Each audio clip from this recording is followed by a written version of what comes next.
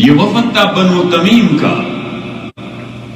आया नबी करीम सल्लल्लाहु अलैहि वसल्लम के पास और अर्ज करने लगे, इला मतदउ या मोहम्मद सल्लल्लाहु अलैहि वसल्लम, ने मोहम्मद आपकी दावत किया है, आप किस जानिब बुला रहे हैं?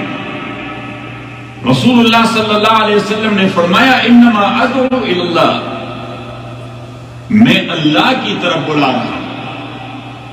अला बसीरतिन अना व मन इत्तबाअनी, अब बंदा जो भी काम कर रहा हो तो वो इसे प्रोफेशनली किया करे और सिंसियरिटी से किया करे, क्योंकि किसी भी काम के करने के लिए दो चीजें जरूरी हैं।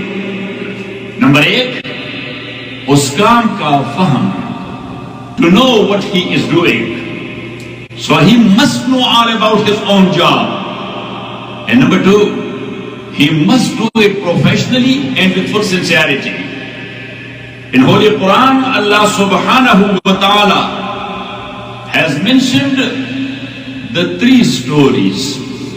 One is that of Sayyidina Yusuf alayhi salatu wa salam, another one is that of Sayyidina Sulaiman alayhi salatu wa salam, and the third one is that of Sayyidina Musa alayhi salatu wa salam.